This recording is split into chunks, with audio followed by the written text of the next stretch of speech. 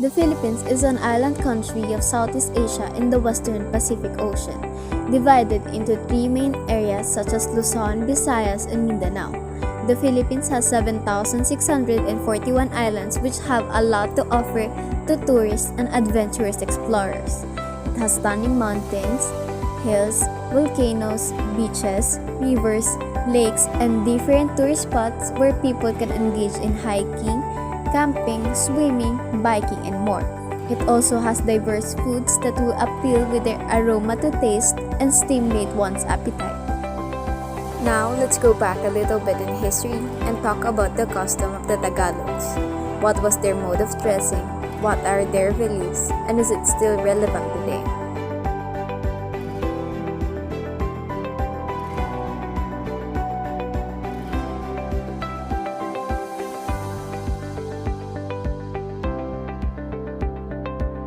An individual's mode of dressing communicates to onlookers as a first impression on what type of person you represent. Early Filipinos wore colorful woven clothes, often with intricate beadwork and other ornament, a type of collarless shirt, which later became adorned with laces, trimmings, buttons, and a collar like Barong Tagalog. The mode of dressing for men includes the putong, kanggan, and bahag. Putong symbolizes the number of persons the wearer had killed. Kanggan is an upper jacket with short sleeves, and the bottom is called bahag. While the women's mode of dressing includes the upper part called baro or kamisa, which means blouse in English, and a lower part called saya.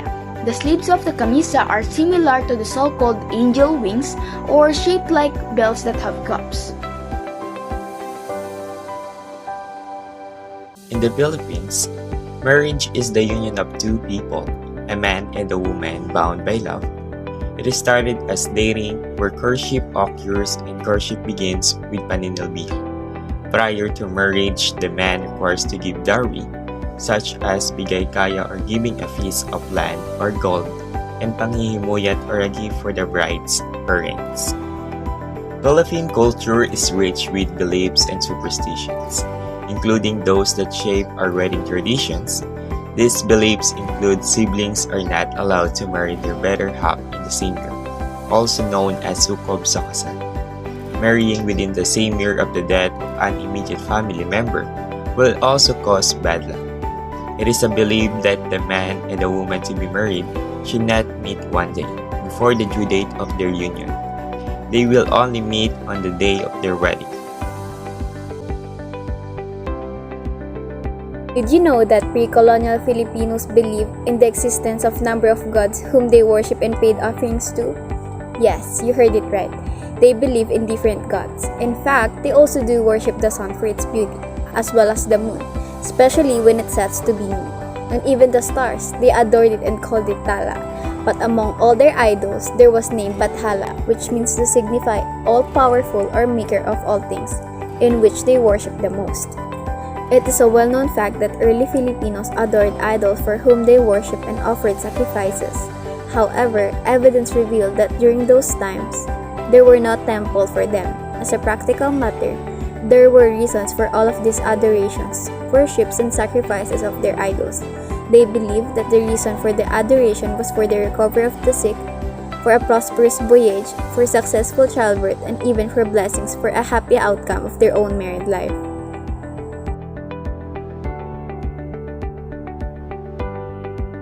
Filipinos believe in pamahiin. These are passed in our bloodlines and even by people outside our families. Superstitious beliefs are well known among the locals. It is believed that if the natives unfollow these beliefs, a possible danger or bad luck might befall them.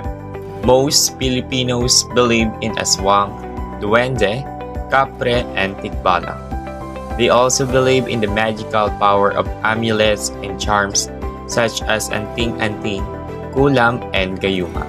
After attending a wake, a person must go elsewhere before going home to avoid the spirit of the deceased following you, commonly known as pagpag. Moreover, if you feel lost in the woods, it is the right choice to invert your shirt to break the spell. This method is based on the idea that nature's elementals play tricks on you. It is also believed that when someone drops a spoon or fork, there will be a visitor. It means that a lady will come if you drop a spoon, while a man will visit if it's a fork. Are you okay? Ayos ka lang po ba? Did you eat already? Kumain ka na po ba? So, did you notice the difference aside from the language used? Yes, there is a difference. Po is widely used in the Philippines as it indicates respect when you use it whenever you are communicating with elders. And opo is equivalent to yes when someone asks you. Filipinos are known to be hospitable and friendly when foreigners are on vacations. The citizens usually teach them to say po and opo. There is also a Filipino gesture called pagmamano, which also symbolizes respect for elders. It is performed by softly touching the young's forehead with the elder's right hand. In rural areas, the elders will say, "Kaawaan ka ng Diyos," while in highly urbanized areas like Manila, elders will say, "Bless you" or "God bless you." As the saying goes by, respect begets respect. Respect is given to someone who deserves it and is acquired via good acts toward others. The Philippines has a very long history of colonization, strongly influencing its culture and traditions. These beliefs shows that we Filipinos already have a government and a set of beliefs even during the pre-Hispanic period. Many of the 16th century beliefs and practices are still present and relevant today. We hope you learned something from our video about the customs of the Tagalogs.